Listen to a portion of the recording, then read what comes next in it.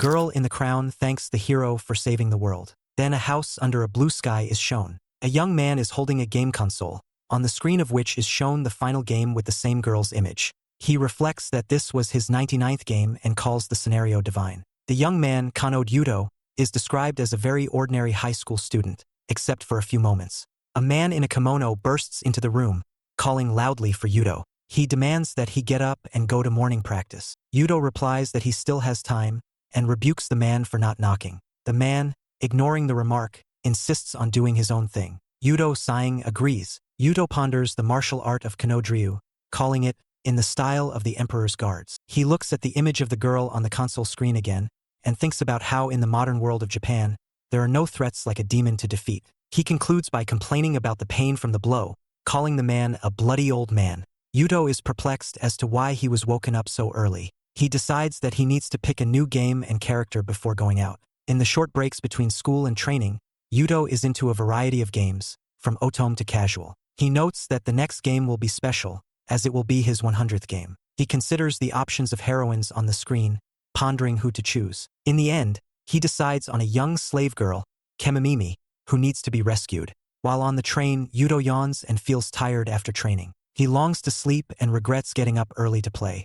Yuto is sitting on a train when mysterious light effects begin to appear around him. Suddenly, he disappears, leaving only his backpack on the seat. Upon waking up, he finds himself in an unfamiliar place, surrounded by strange symbols on the ground. Yudo looks around confused and tries to figure out where he is, remembering that he had just been on a train. Strange creatures appear around him, one of which exclaims, "Who's that brat?" In front of Yudo stands a massive creature with red eyes and a pig face. He looks at the creatures surrounding him in fear and asks what they are. One of the creatures, named Crane, begins to discuss what unique skills Yuto might have. However, upon examination, Crane reports that Yudo has no unique abilities and calls him useless. Yudo, the main character, finds himself in an unfamiliar world. He is stunned and sweating with tension as he tries to comprehend what is happening. People around him discuss that all the summoned from other worlds have unique skills, and are surprised that Yudo doesn't have any. Yudo ponders his situation, remembering that he has seen similar plots in games, and can't believe this is reality. He smells the smell and texture of the floor, making sure it's not a dream. The beings beside him discuss that their magical eye does not see him having any abilities, and speculate that it may be a new class of skills. One of them doubts it and accuses the other of making it up. The atmosphere heats up, and they are disappointed that they have wasted the magical summoning stone. They discuss what to do with Yudo, deciding perhaps to sell him on the slave market. Yudo realizes it's time to act and runs away. At that moment, he notices a gun pointed at him. The creature with red eyes declares that Yuto is useless and will not bring them money as a slave. Out of the darkness, beast-like creatures attack Yudo with orders to kill him. Yudo, wasting no time, stares at them confidently and his eyes begin to glow with a purple light. He quickly dodges the attack and instantly counterattacks, striking the enemy. The rest of the enemies are shocked by his strength. Yudo notes that the skills he learned from his father have proven useful. He uses the martial art of Kanozryu, which combines the best elements of various martial arts. His arsenal includes techniques from Russian martial arts, Muay Thai, boxing, wrestling, Savat, Aikido, and Judo. With every move he demonstrates skill and confidence, tackling opponents one by one. Yuto clutches a weapon in his hand, bloodied from a recent fight. He has mastered more than 60 fighting styles, thanks to his innate talent. Memories take him back to the moments of training with his father, who demanded that he learn the techniques first before practicing the games. This helped Yudo develop concentration. Suddenly, he is attacked by another creature, but Yudo confidently deflects the attack. Despite his anger towards his father, he feels the joy of a real battle. Deep down, this is probably what he's always wanted. He looks at the defeated enemies and wonders what it all means. One of the opponents is perplexed as to how Yuto, with no unique skills, was able to win. He asks who Yuto is. Yuto calmly replies, "I am Kono Yuto." Yuto recalls the words of his father, who called him the heir and continuer of the martial art. He asked Yuto to always introduce himself using that name. Yuto, immersed in his thoughts, reacts silently to this memory. In the midst of the fight, he loudly announces his name, Kono Yuto, and swiftly attacks his opponent. The pig thought he was just an ordinary high school student. Yuto gives him a crushing blow, and the orc flies backwards. At this moment, Yuto feels something new awakening in him, and in the future he will be called the Demon King. He looks around at the battlefield where the defeated enemies lie, thinking that he may have overdone his self-defense. Yudo contemplates returning to his world before something else happens. But a strange glow catches his attention. He sees a system window in front of him, like in games, and realizes that the opponents were orcs from the Messiachi Guild. Surprised, he notices that the screen is displaying his own information. Yudo is amazed at what this could mean for him. Yudo is surprised to discover that he has 3 unique skills, even though he was previously told he didn't have any. He sees his abilities on the screen: skill assignment, slave contract, and magic eye. Yudo laughs as he realizes that his abilities allow him to assign skills to defeated monsters. He realizes that he inherited 2 skills from the orcs. The slave contract skill allows you to enslave a target by dripping blood on the back of your hand, and the magic eye skill allows you to see the essence of the universe, but doesn't work on skills of unknown rarity.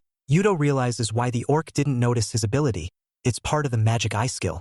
Reflecting on his situation, Yudo remembers how he often wondered what he would do if he were summoned to another world. He decides that heaven has not abandoned him. Yudo is determined to survive using his skills and return to his homeworld and then win the heroine's heart. In the royal capital of Spain, in an inn, a girl with ears and tail sits at a table immersed in reading. The girl with ears, holding a book about the hero Ark Schwartz, admires his exploits and dreams that someday she will meet a strong man with dark hair and eyes.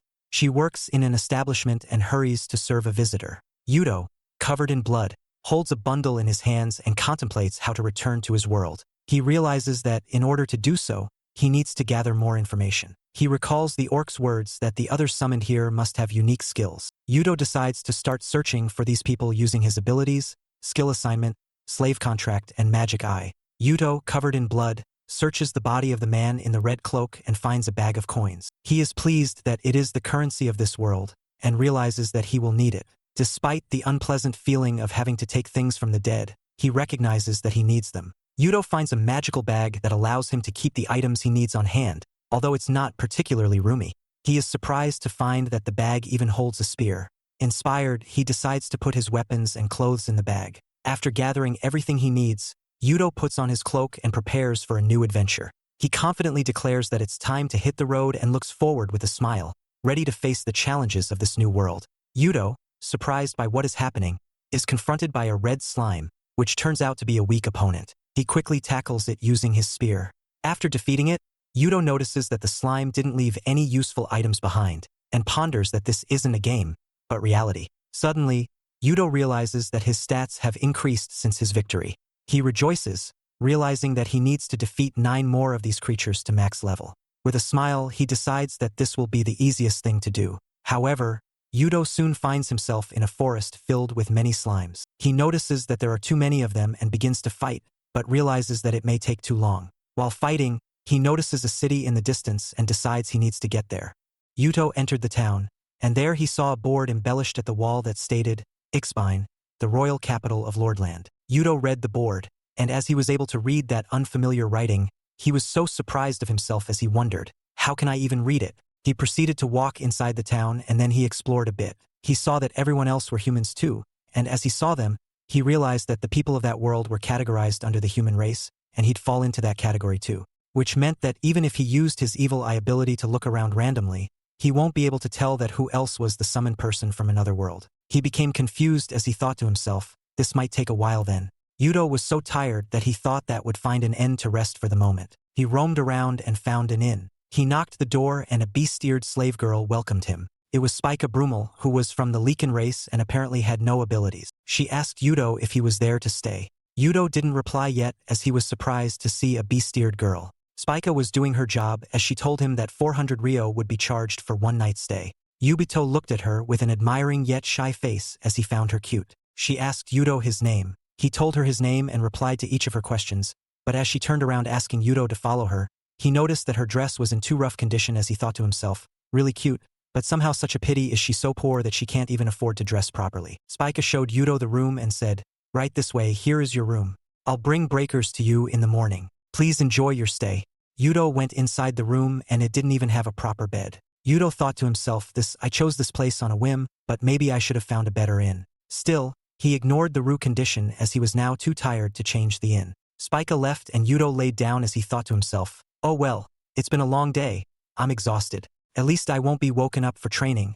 I'll finally be able to really. He was still thinking, but he fell into a deep sleep out of being so tired. Suddenly, he heard a voice calling out his name, and it was absolutely his dream. That voice was his father. He saw his father in his dream, who seemed to be so angry at Yuto as he yelled, "It's time for training." Yuto saw that his father was going to grab him in anger for training, and suddenly he flinched and woke up. He saw that he was actually in the room that he rented. He fumed after realization. Yuto was so pissed as he thought to himself, what kind of dream was that? Is it because the bed was so uncomfortable?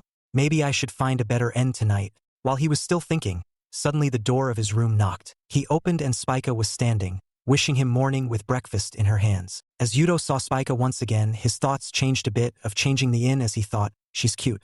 On second thought, this place will go for now. Spika placed the breakfast on the table while she told him that it was freshly baked bread. Yuto, on the other hand, realized that his money was not really going to last that long, so he needed to find a job as soon as possible. He sat to have his breakfast. Meanwhile, he addressed Spika and asked her, I'm looking for work in this town. Do you know any good places for it? Spika thought for a minute and then Yuto told her, I think I'm quite capable. I practice martial arts. When she heard that, she said, if that's the case, I recommend the Adventurers Guild. Yuto then guessed what could possibly be the job as he replied, the guild? Does that mean you accept quests and get rewards when you complete them? While he thought to himself that he only knew this because he played games, but still, somehow, he was confused. Spika replied, yes, that's right. It's basically like defeating monsters. Yuto fell in deep thoughts as he thought, I see. So, while increasing my unique skills, abilities, and traits, I can also earn some money. He was pleased with Spika's recommendation as it totally suited him, so he took out a silver coin and gave it to Spika as an appreciation. Spika became so surprised that she couldn't believe her eyes. She unintentionally reacted with a silver coin. Did you need to give me an iron coin instead? Clearly, nobody actually rewarded her with something like that. Silver coins were worth like 1,000 riyah in that world, while iron coins were worth 10 lira. It was too much for her. She immediately excused out of shyness and hesitation as she tried to return the coin. She said, I can't accept that. That amount is my entire week's wage. Yuto was so surprised as he couldn't actually understand what he did, as he was totally unaware of the value of the coins. He then realized that it was actually too much, but still he said, just take it, it'd be awkward to return something I already gave you. Spika wasn't ready to accept that much. Then suddenly Yuto proposed an idea. He said, why don't you use it to buy yourself some new clothes, you're cute after all. She stood there all speechless as she couldn't believe that Yuto actually called her cute. She wanted to confirm again, and so she asked Yuto out of happiness and surprise, by any chance are you using that word to describe me? Yuto replied with a yes, and as soon as she heard that, she was dancing out of happiness as the feeling of being complimented by someone who looked like her dream hero, Ark Schwartz, the hero who saved True Eye 500 years ago, was something impossible to believe for Spika. While Yuto was busy having his breakfast, Spika's shyness had no limits as she was only standing there admiring his black hair and black eyes as Yuto looked exactly like her dream prince. After being done with the breakfast, Yuto left the inn while she told Spika that he was off to the guild. She wished him care. He left and she stood there thinking about him as she was clearly in love now. Yuto, on the other hand, arrived at the Adventurers Guild. There seemed to be so much crowd, and Yuto tried to find the reception desk. While wandering around, he noticed someone who looked at her and whispered, oh, I see a new face. She caught Yuto's attention, and as Yuto sighed in her, she greeted him with a hello. Yuto went to that girl and told him how he needed a job in the guild along with his other information. She dealt with him with his concern and then told him, I have registered you as an adventurer under the name Kono Yuto. As she proceeded to take the quest list to hand over to Yuto, Yuto thought to himself, she is so beautiful. As he admired her, he used his evil eye ability to check that girl's biography. He came to know that her name was Amelia Garrett. She also belonged to the human race, was the employee in the guild too, and she also had a unique ability, the Breaker.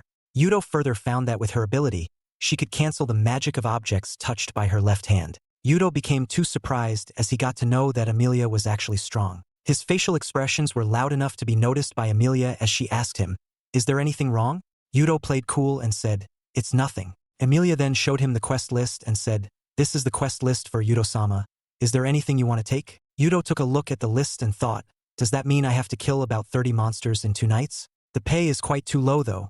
After thinking that, he told her that I'll take all the subjugation quests. Amelia understood. Considering that much low salary, Yuto thought that he needed to search for work outside of the guild too. Amelia took out some things including 2 potions, a fabric bag, and a dagger. She told him that it was the beginner's set. She handed it over to him while she wished him a safe journey. Yuto seemed to be too happy as he thought to himself in excitement, well, let's give it a try. Yuto walked straight towards his destination, the jungle, to fight and kill the monsters. As he entered the jungle, Small flying bats appeared and attacked him. He took out a spear, easily attacked back, and killed them. We was satisfied that it was 10 monsters that he killed, and now he had to collect the proof of subjugation. He took out his dagger, held a dead bat's body, and started to dig in the mouth of the bat. He wanted to collect its blood, which seemed to be unusual, green. While he spoke to himself regarding the experience, defeating isn't hard, but this takes quite a bit of time. He was then finally done with his task, and he seemed to be too happy and excited, as he was now too eagerly waiting for the next monster to defeat. He used his evil eye ability to check his current status. He gained wing magic ability from defeated bats. Yudo stood up and proceeded to check his wind magic ability as he thought to himself. At level 1, it was about the strength of a fan set to low. He now wondered what it could be like at its level 2 energy. He pointed his palm towards the greenery and said, "Wind." Eventually level 2 wind blew from his hand and it moved only small plants and flowers in the surrounding area. Yudo was actually disappointed, as he thought to himself, now it's like a fan set to high. As he saw this new ability, he remembered the classic Magic Academy scenario from one of his real-world games, where the strongest protagonist used his beginner-level wind magic around girls and blew up their clothes. Yudo also intended to test out if he could also recreate that same situation in this world by using this new wind magic ability, as he thought that this level of wind energy was still far from being useful in battles. He then focused on his goal and thought, well, just have to complete some quests and level up. After completing his mission, he went back to the Adventurers Guild. He met Amelia again, who greeted him and said, "Thank you for your hard work. This is the reward for completing your quest." She handed over some gold coins and told him, "Since you have been promoted, you can now take on more difficult quests." Yuto took the coins and stared at them for a second as he felt the pride of earning on his own. The pleasure was quite visible at his face of receiving his first hard-earned money. After paying, Amelia asked him, "How was your first quest? Did he find it difficult?" Yuto replied, "Well, it wasn't bad, but I had more trouble skimming the monsters than actually defeating them." As soon as Amelia heard his problem, she proceeded to deal with that query and said, "If that's the case, I recommend forming a party with your friends. After that, you can buy weapons at the guild's authorized store." Yuto heard Amelia and left. On the way, he kept thinking about friends. He thought definitely it would be better to have friends. But then he suddenly remembered that Royal Pigmaster's words when he was just summoned in this world. Summoner from another world directly meant slave in this world. He then remembered that to avoid becoming a slave in this world, his identity needed to be kept hidden. Yuto seemed to be a little too tired as he thought to himself. It really turned out to be a hustle. If only the orcs hadn't summoned me. He then missed how he would have been busy and enjoying saving a beast-eared slave girl in another world's game by now. Suddenly, Yuto heard a girl scream for help. He was so lost in his thoughts that he didn't notice that 2 adult males were harassing a girl. When Yuto took a closer look at the girl, he saw that it was Spika from the inn. He immediately walked faster to reach near them while he yelled, "What's going on here?" Spika called out Yuto's name while the bald one shouted aggressively at Yuto, "Who the hell are you? Mind your own business, outsider." He held Yuto from the collar of his cloak with threat and anger on his facial expressions and tone. Yuto spoke politely as he knew what he was capable of. "Hey, don't be like that," and grabbed that harasser's wrist with so much strength that he lost his grip on Yuto's cloak. Yuto lifted his arm up, then asked him in a very threatening and concerned tone, "How about you answer my question first?" Both the harassers got scared and alarmed as they judged the body language of Yuto. They took out a paper and showed it to Yuto. Both of them then told him the whole thing regarding why they were doing such an act. "We are only here to collect our debt. This is the debt your deceased father left behind. Remaining amount is 55,000 raya. She was paying off the debt little by little till now, but it was too much now as he found it troublesome. So we decided to sell her to a slave trader." As Spika heard them, she started crying even more out of fear. The bald one then told Yuto, even though she is a werewolf, there will be no problem as long as takes care of her appearance. When Yuto heard the whole situation, he decided to become the hero and told them, "Then, I'll buy her." He handed them over quite a handsome amount of money, which they took as a treasure. They took the money and proceeded to leave Spika and Yuto alone while they looked at the coins and mumbled to each other, "It's real. Such a large amount of money all at once. Could it be that famous adventurer?" They seemed to be scared of Yuto, as they thought that they were absolutely going to be doomed if they didn't have taken their steps back, and if Yuto was actually the famous adventurer. Suddenly Yuto called them out and asked for the contract that they showed before. They handed him over the contract and immediately left Yuto alone while thanking him for his patronage.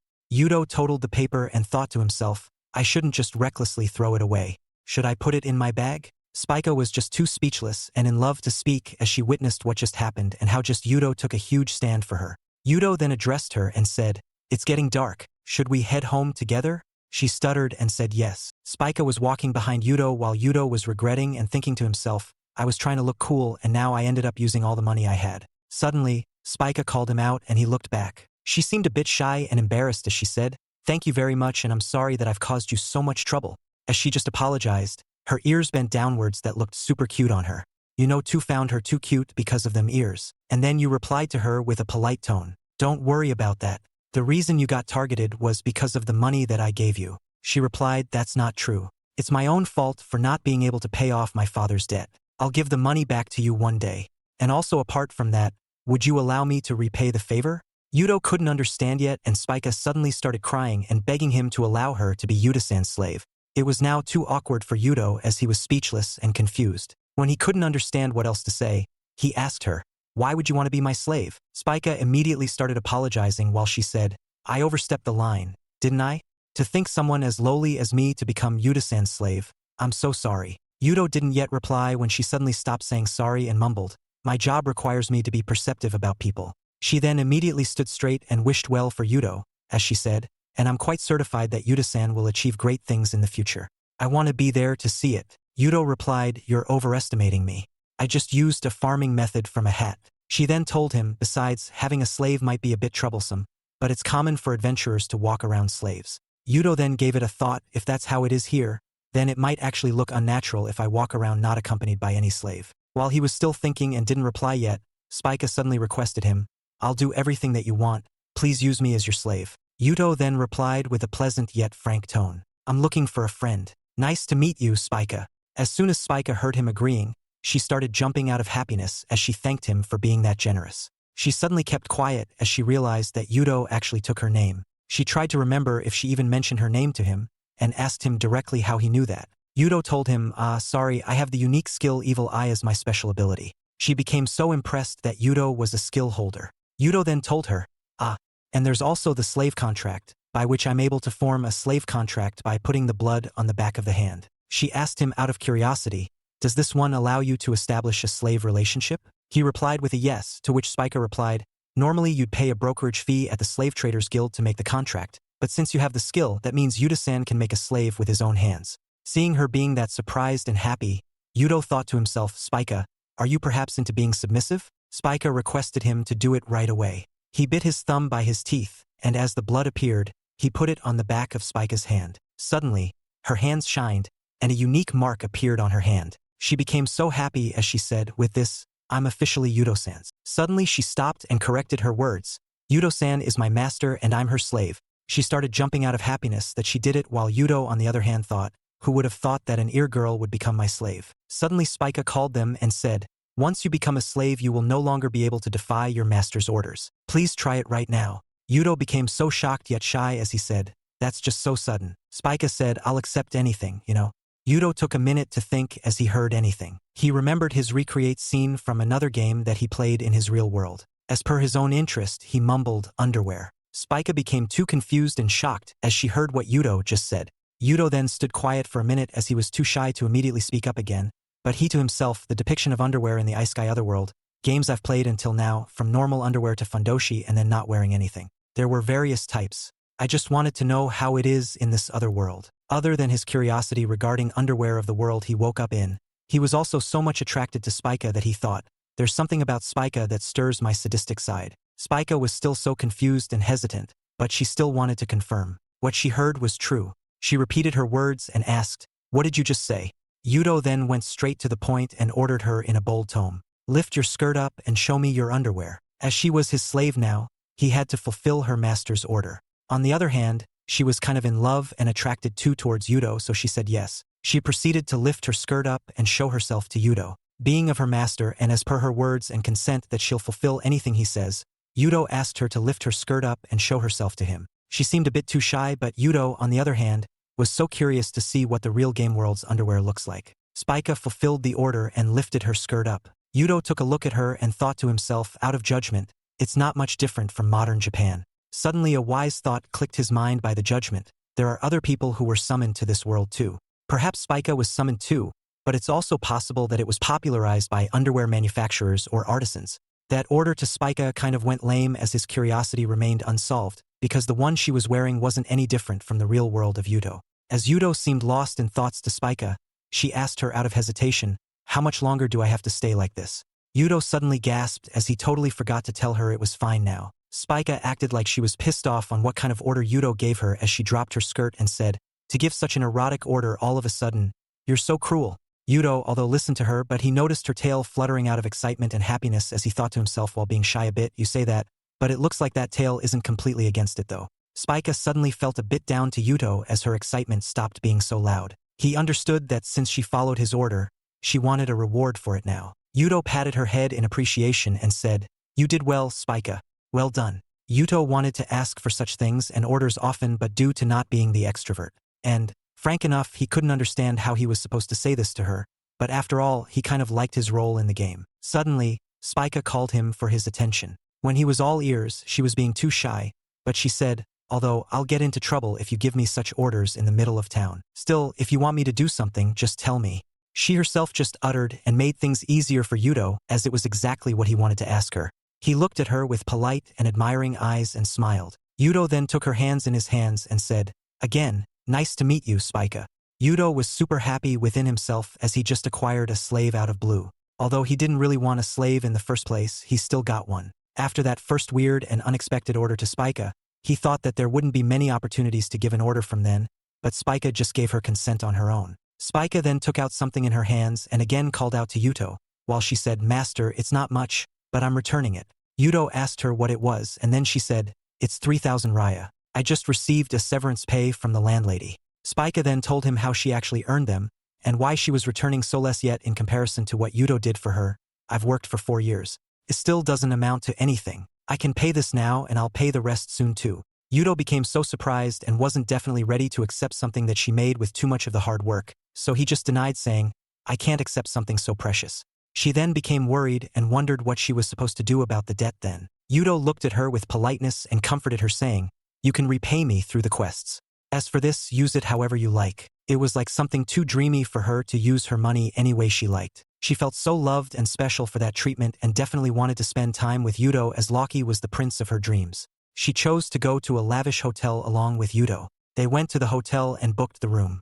Yuto went straight to the bathroom to take a bath. He seemed like he had a phenomenal feeling taking that bath, as it was his first time in 2 days. It was totally unexpected for him to find such luxurious showers in another world. When he was done, he proceeded to turn off the shower, and there he saw a blue sparkly stone embedded in the middle of the tap. It was water mana stone, which was infused with water element magic, that was made from the core of a blue slime. Yuto anyways then wore the bathrobe and went out of the bathroom. As soon as he came inside the room, he got really shocked as he was super attracted to Spika's new nightwear that she was wearing. He addressed her and said, "You've really leveled up." She sat there on the bed, and as she was also into him, she asked, "Master, I don't know what to do in a time like this. So can you give me whatever order you like?" By listening to the word order, Yuto only thinks of one thing that's of his own interest. He stood there and remembered how he agreed to come to the hotel, as he was in a super need of a shower, and Spika told him that there was a shower too.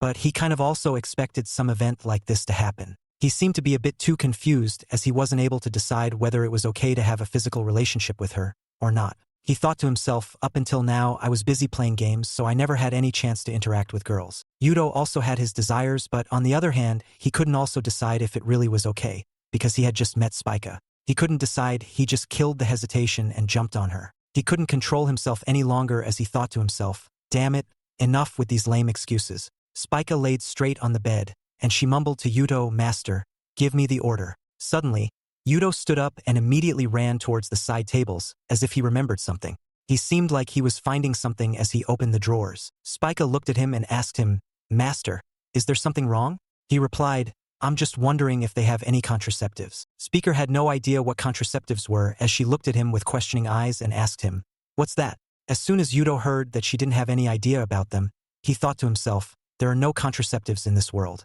Can I really take the responsibility if she gets pregnant? In the first place, I intend to return to my original world. If I do that, I'd be leaving Spika behind with a child." Yuto then took a wise step, considering the cons of the results. He couldn't absolutely just leave a slave girl with a baby behind, alone to take care of. He called out to Spika and asked her to come near him. Being a slave, she showed responsibility and did as he said. Yuto laid down beside her and hugged her. After a moment, she called out to Yuto, "Master." As Yuto heard her, he understood that she was expecting a physical relationship, But Yudo first apologized to her in a polite tone and then asked, "Sorry, can we just stay like this for tonight?"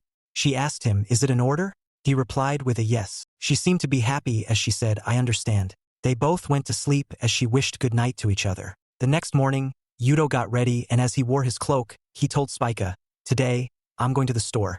I was thinking of buying some weapons." Spika replied, "In that case, I'll accompany you." Yudo apologized and told her that she had to stay here in the hotel. She gasped as she wasn't expecting that reply and didn't absolutely want to stay back in the room while her master was away.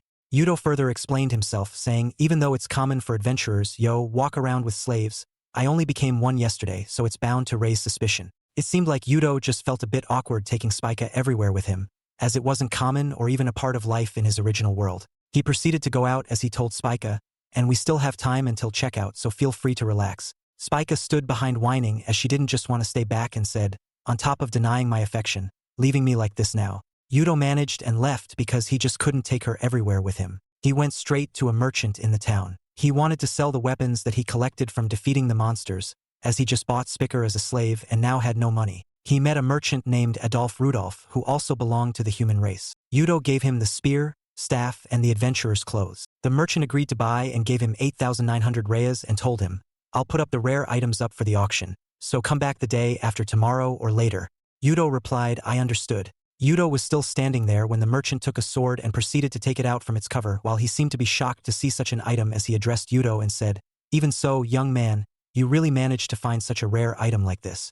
As soon as Yudo heard that statement, his soul left his body for a second as he thought that the merchant just guessed that he got summoned from another world and might be in trouble now. After an awkward silence for a moment, the merchant suddenly gibbled and complimented Yudo's body strength as he said, "You're good with your arms. You seem to have good muscles." Yudo fumed as he thought that he actually misunderstood and was safe, but somehow he still felt like he was being watched for something. The merchant again addressed him and said, "By the way, young man, once you get the money from the auction, I recommend buying a slave. When adventurers form a party, there's often trouble over how the rewards are divided." Yudo immediately remembered Spika and thought to himself, "A slave. I already have one." But although she wasn't with him there, nobody would definitely know that he had one. The merchant then told him, "If you're going to buy one, you should go to a trusted store approved by the guild." As soon as Yudo heard that the merchant literally told him that a store sells humans, even if they're slaves, he gasped out of shock and could believe that such a thing could even happen. As his reaction was clear, the merchant then told him, "What you've heard is absolutely right. That just shows how high the demand for slaves is among the adventurers. Well, if you're interested, you should go check it out yourself." While the merchant was telling Yudo about the store of slaves, a beautiful young girl was imprisoned alone at some slave site, with her hands and neck locked too. When Yudo got done with the merchant, he went straight to Spika at the hotel. She was standing outside, and as Yudo reached near her, he apologized saying, "Sorry to hear you waiting, Spika." She was so excited to see him come back to her as she welcomed her with full energy and smiles. She asked him, "Did you find anything good?" He replied, "Yes, I got a sword. And I also bought a knife for you, Spika. They say it's sharper than the ones the guild gives out." But the fact was that he didn't actually buy it for her, but the merchant gave him for free as a discount gift. Little did Spika know, but as she got the gift from her master, she couldn't believe it as she never got treated like that from someone ever before. Her happiness scene had no limits as she started dancing out of happiness while she said, "Thank you so much, master. I'll treasure it with my life." Spika took the dagger out of its cover unintentionally while being super happy to receive it. You don't know how clumsy she was, and due to being afraid of getting anyone hurt, he asked her to put it away or back in cover for the moment. He suddenly remembered and got lost in the merchant's words on buying a slave. He seemed to be a bit double-minded, but then he looked at Spika with deep thoughts and realized, since I have Spika, I really need one right now. Yudo turned around and said, "All right, now that we've got our weapons, shall we go and take a quest?" Spika was already so happy, and now that she heard that her master asked her to come along with him to the quest, he became even more happy as she screamed. Yes, both of them walked and reached the Spain town. Yudo once again asked her to stay back at the entrance of the guild for a moment and he'll go in, take the quest, and come back to her quickly. She got on the verge to cry as she just wanted to stay with him all the time, but still Yudo had to make her stay there. She stood behind and told him, "Please come back quickly," while Yudo looked at him and thought to himself out of admiration, "I feel like an owner leaving his dog behind to go to work." He then went straight to Amelia where he signed up for the job. He greeted her, and she gave him the second upgraded part of his quest challenge. She took out the quests related to his ranking and said, "Here are the quests you can take on." Yudo took the papers and started taking a look at the options while he judged.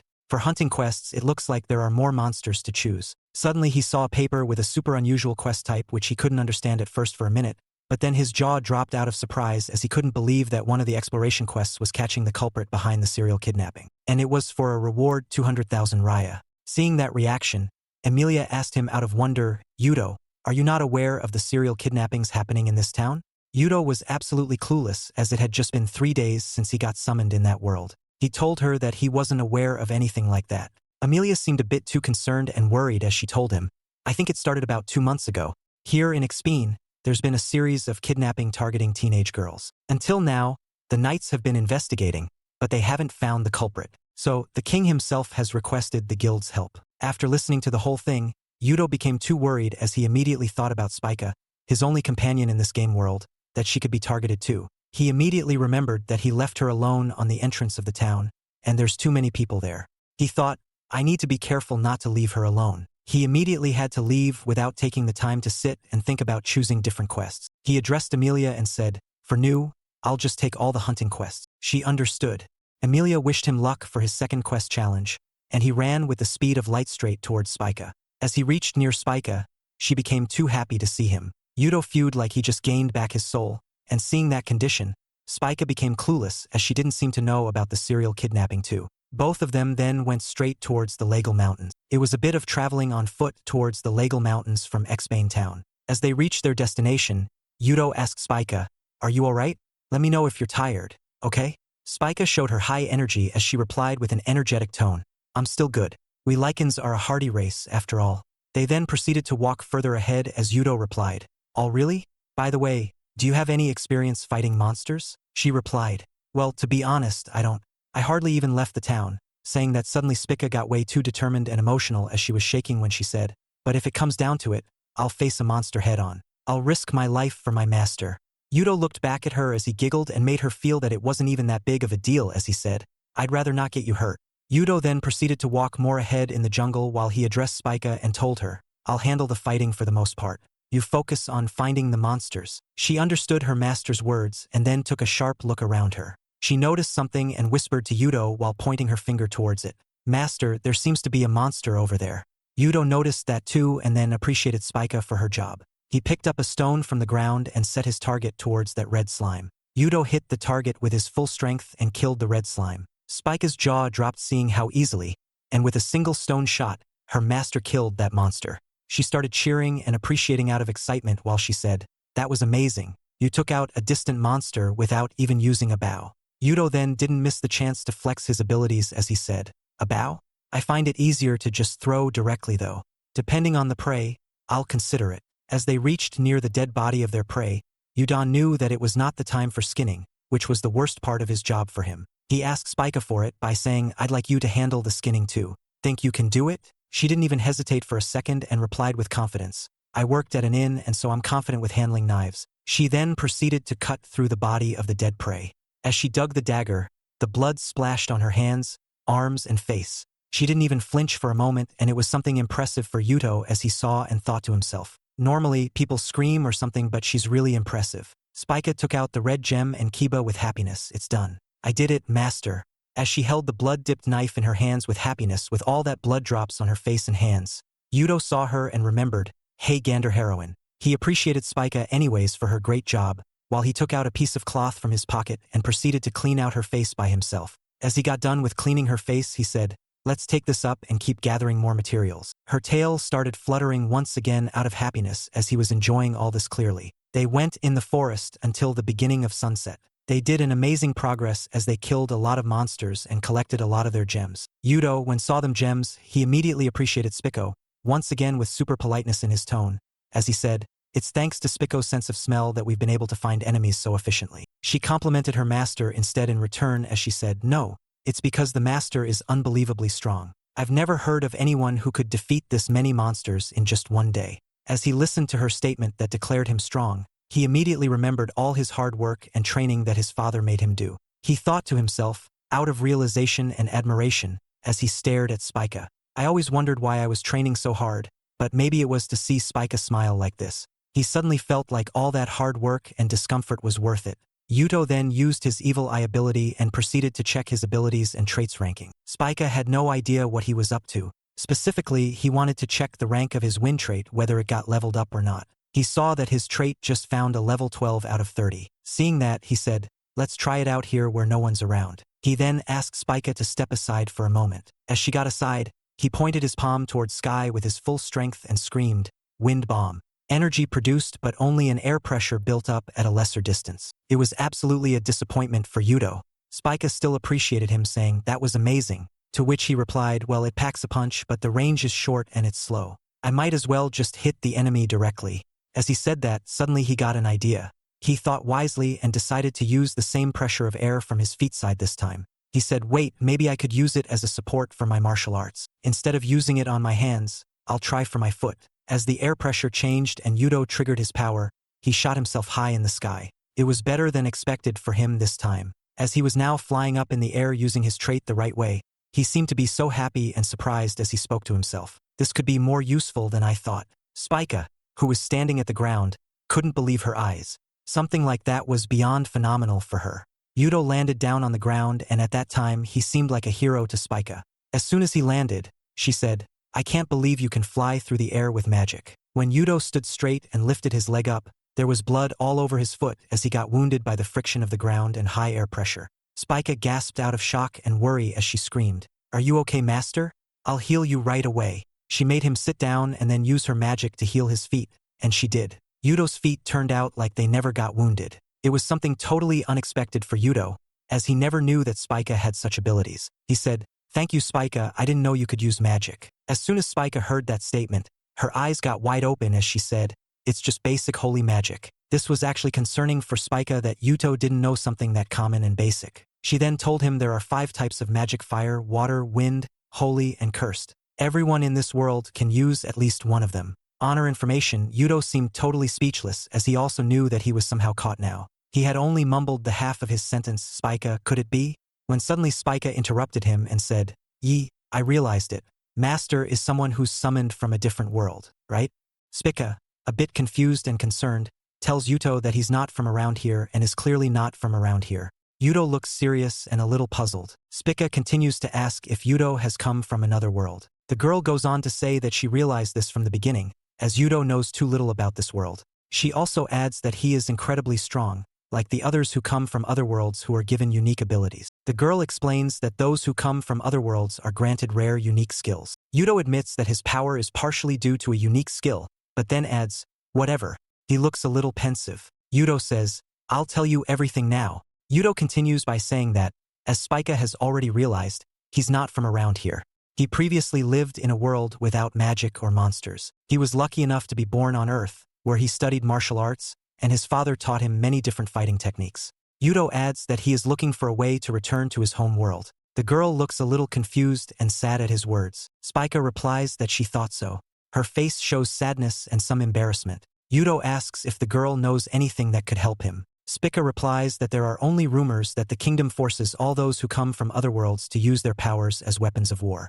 Spika tells Yuto that perhaps members of the royal family can give him useful information. She is clearly concerned that Yuto's future may be tied to royalty. Yuto wonders how one can meet the royal family. Spika replies that she has heard that famous adventurers can be commissioned by His Majesty himself, which involves gradually increasing their rank. Yuto ponders that even if he gets to the king, it is no guarantee that he will be able to find out a way to return home. He fears that the truth about his origins might come out and he might be made a slave. He finds the situation confusing and difficult. Spika addresses Yuto, calling him Master. She asks him to listen to her one request. Yuto asks with surprise what exactly she wants. Spika lowers her head, expressing embarrassment and some sadness. She says that when Yuto finds a way to return to his world, the girl looks up at Yuto hopefully, adding a request to take her with him when he finds a way to return. Her eyes are full of pleading and desperation. Yuto is clearly puzzled by her request. He thinks out loud, "Take Spika?" Spika reflects on the fact that she will have to work hard to get used to his world. Meanwhile, passers-by on the street notice her and are surprised to discuss that she is the same girl from the other world who seems to be a slave. She clearly attracts the attention of the people around her. Yuto wonders if he can take Spika with him. He looks at her and says, "Listen," but Spika says, "Please." The girl looks at Yuto with determination and says that from the moment she decided to become his slave, She realized that she was willing to do anything for him. Yudo, slightly embarrassed and confused, says, Spika. His face expresses a mixture of surprise and uncertainty. He is clearly touched by her determination. Yudo takes a step forward and says, I get it. His body tenses and his gaze is focused. Yudo puts his hand on Spika's head and promises with a soft smile that he will definitely take her with him. He tries to give her confidence and show her that she can count on him. Spika exclaims with a joy that is immediately reflected in her eyes, Master! Her emotions overwhelm her. A sincere smile is visible on her face. Spika shouts in excitement, Yay! And promises to follow Yudo to the ends of the earth. She is thrilled and clearly inspired by his promise. In the midst of her joyful movement, she suddenly stumbles, crying out, Ouch! Losing her balance. Yudo immediately supports her, wondering if she's okay. He assumes that the recovery magic has drained her strength. Spika looked a little tired and confused. Spika apologizes, looking slightly nervous.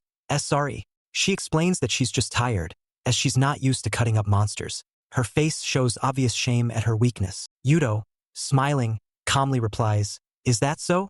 Okay, I'll carry you then. He holds her shoes in his hand, offering her his help and showing his care. Spika reacts surprised at his suggestion, not expecting Yudo to dare carry her. Her face reflects a mixture of surprise and some embarrassment. Yudo holds Spika in his arms and she looks greatly surprised, her eyes widened with surprise. Yudo looks at her confidently while Spika clearly didn't expect this development. Spika exclaims in shock and embarrassment, Mr. Yudo! She can't believe Yudo is doing this, and she has a hard time accepting what's happening. Her cheeks are flushed and her eyes are wide open. Yudo asks with a slight smile, You don't like it? To which Spika happily replies, No, I'm actually very pleased, very much. She is clearly thrilled that her master cares for her so much.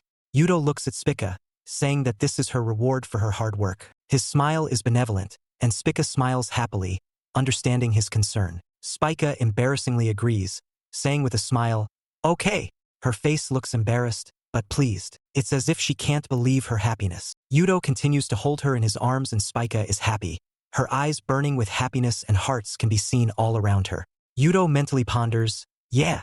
Spika, in her work clothes and with a hat on her head, is working in the fields and smiling. She thinks about the fact that accumulating gold coins in this world will allow her to live a well-fed and peaceful life. Seems like a good prospect to her. Yudo reflects that now, no matter what world he has to live in, everything will be great as long as Spika is by his side. He stares at the sunset mountains, completely confident in his words. 2 days later, they found themselves in a big city. The building with the tall tower looked imposing, and the sun was shining brightly. Yudo arrives to meet a merchant. The merchant greets him, saying he was expecting him, and asks how the auction went. Yudo returned to the merchant with the results of the auction. The merchant he met is holding a sack of coins and talking about the items sold. Kobold pipes, an orc sword studded with jewels. He reports that he managed to raise 710,000 mir. Yudo is surprised at the amount and asked again, 710,000? The merchant proudly replies that the sword is worth 700,000, as it is a very rare item that is not often found. Yudo excitedly thinks that it's as much as 710,000 yen, and realizes that it's so easy to make money in this world. The merchant then asks Yudo if he has gone to the slave store, to which Yudo replies that he has not yet. The merchant explains that this money can buy 10 slaves. Yudo, in turn, is amazed at this and exclaims, That much! The merchant begins to advise Yudo on who is best to buy and recommends taking a muscular male gnome, introducing him. Yudo looks a little confused and reacts nervously to this suggestion. Yudo thanks the merchant and says he'll think about it, to which the merchant adds with a smile, Hey, come back for more. Yudo, on his way out, ponders whether it is better to take a slave or a slave girl. He assumes that there must be girls in the store as well. He imagines a situation where he would have 10 girls, and thinks that would already be a harem. Spika is with him in this imagination, and there are many other girls of different races around them, all smiling and looking happy. After a while, Yudo and Spika are busy hunting monsters again. Yudo realizes that Spika's work is too much for her alone, and considers increasing the size of the group. Spika complains that Yudo is hunting too fast, and that it's hard for her to keep up with the pace. Yudo reflects, The more people we have, the higher the efficiency, and thus the higher the income. The more comrades I have. You can see him pondering as he evaluates the potential benefits of having more allies. Spika is surrounded by other girls who are smiling and acting friendly. Yudo says, In the games, I stopped at 99 heroines, but what if, in this world, getting 100 girls isn't just a dream? Her facial expression shows confidence and determination. Yudo stands in front of a beautiful building, thinking about his plans. Second attempt to gather 100 girls, a quick path to riches, a measured life with Spika. He's apparently daydreaming about how to realize his ideas and enjoy life. A look of determination appears on Yudo's face. I'll get it all. Spika, meanwhile, is asleep, saying master meow meow in her sleep. She hugs her pillow tightly, obviously dreaming of Yudo, to whom she has great affection. Yudo enters a luxurious room where he is greeted by a slave trader, saying, "Welcome." The interior emphasizes the wealth and importance of the place to which Yudo has come. The slave trader introduces herself as Jill Anderson, human by race, profession, slave trader, with the unique skill, slave contract. The slave trader asks Yudo a question. Is this your first time in our store? Yudo looks at Gil and thinks, does he have a slave contract too? Apparently he is surprised or attracted to the skill. The slave trader, meanwhile, addresses Yudo, calling him by name. Jill points Yudo to the doors and says, please come in. Yudo follows, ready to see what awaits him next. Jill offers Yudo with a smile. Would you like to see the gnomes? I think they'll be very useful for quests. Yudo looks at the dwarves behind the bars, a bit deep in his thoughts. The dwarves in the cage look at Yudo with obvious dislike, much to his surprise. He clearly didn't expect such a reaction. Yudo concludes that the dwarves are unfriendly, then adds that he'd actually like to buy a girl. Jill clarifies, a slave. Jill apologizes, explaining that she can't help with that. All the slave girls in the city have been bought up by one nobleman, causing a price spike in the market. Yudo notes the coincidence and then asks if he can at least look at the slave girls. Jill agrees and suggests that Yudo wait in the room. Yudo enters an empty room with only a table and a few chairs. He obviously intends to wait there for a while. Yudo, sitting in his room, contemplates what the slave girl will be like and closes his eyes in anticipation. Jill brings in a draconid girl. Yudo is clearly amazed by her size and appearance. Jill explains that she is a draconid with great physical strength, which can be useful in battles. Yudo learns that the minimum bid for a draxinida is 70,000 lire. Her serious expression and the chain around her neck emphasize that she is not just a slave, but a powerful fighter. Yudo wonders what the buying process is like. Jill explains that it's an auction of sorts, and if no one outbids him within 48 hours, Yudo will get the draconoid. He looks at one of them and notes that she looks very strong. However, upon reflection, Yudo realizes that she probably isn't quite the right one for his needs. Yudo asks Gil if there are any other options. Gil replies that there is another slave girl, but she has already been bid on at 700,000 lira. Yudo is surprised at such a high price. He admits that he can't afford such an expensive slave, but out of curiosity asks if he can just take a look at her. Jill agrees and asks to wait a bit. Yudo ponders that he has a little more than the stated amount, but if the price goes up even a little more, he won't be able to afford her. Jill apologizes for waiting and brings the girl over. Jill informs Yudo that she is the daughter of a former knight and gives her name, Sylphia Lugenberg. You want part 2? Write the secret word in the comments. Gil. This manhwa only has 6 chapters in English, but there are an additional 7 chapters in Japanese, for a total of 13 chapters. If you want to see part 2 as soon as possible, let's get 2,000 likes so part 2 can be out in 2 days. Anyway, don't forget to give it a like and subscribe to my channel. See you soon and bye-bye.